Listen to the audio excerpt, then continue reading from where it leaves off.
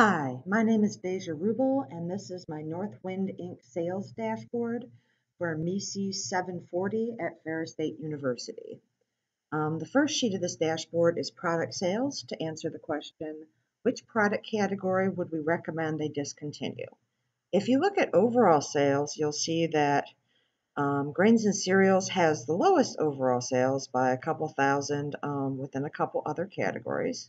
But then if you go and look at product sales by year, and click on 1998 to see how it's doing in this year, you'll notice that grains and cereals actually still has the lowest overall sales within 1998. So in addition to just being the lowest overall performer, it's also the lowest overall performer this year. Therefore, I would recommend grains and cereals be discontinued. The second sheet of the data dashboard shows to answer the question, which quarter will be the strongest quarter in 1998? So again, if you look at total sales by year, this is a bit misleading because you only have 2 quarters of 96 and 2 quarters of 98 and a full year of 1997. However, if you drill down a little bit further, you'll notice 1997 has a fairly steady increase, except between third and fourth quarter, in which it rises approximately $50,000. This is a good, steady, healthy increase. However, in 1998, there is this huge first quarter return that far outpaces anything else in the previous years. So although you would expect the fourth quarter to perform higher than the third quarter, the drop down to the second quarter, which is very similar to the second quarter of 1997, does not give me enough indication that this third to fourth quarter peak will be higher than the first quarter peak.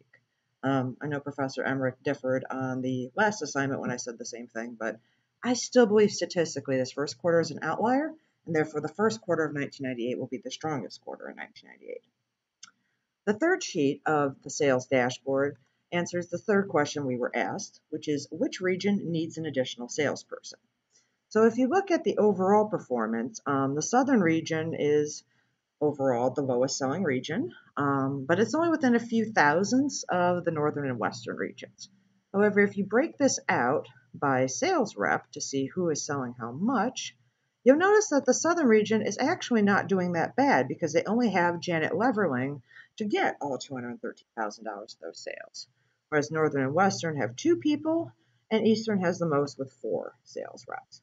So therefore, I think if you added another sales rep to the southern region, you would get even more sales and have an even greater impact.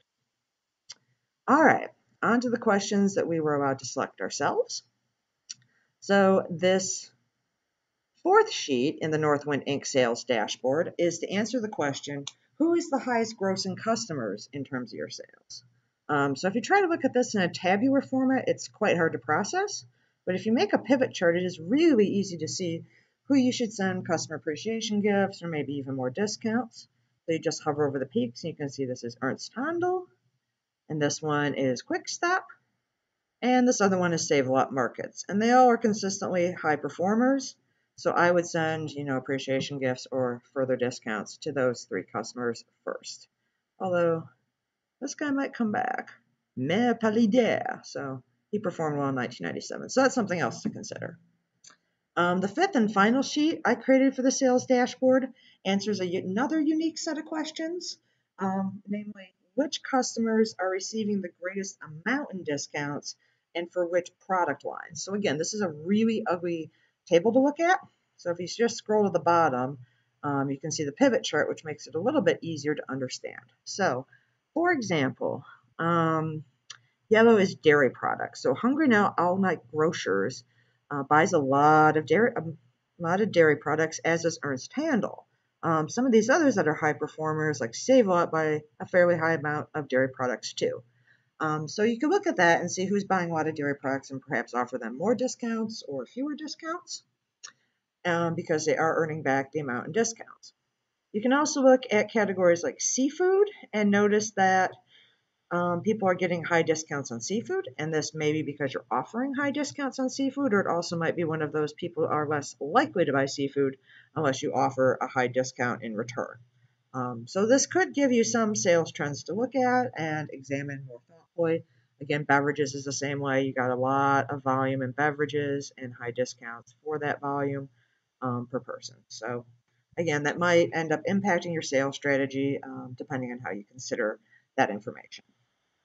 Okay, so as for challenges in this assignment, my biggest challenges were keeping the pivot tables synced with the data source. When you're copying and pasting the pivot tables onto multiple sheets, it becomes very, very hard sometimes to keep them synced. It'll occasionally lose the connection.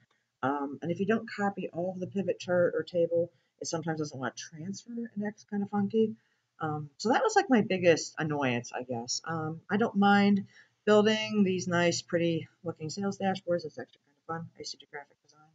And I didn't have a problem using the pivot tables because we use these quite frequently in my job too. But I really enjoyed making the charts. The charts were very helpful.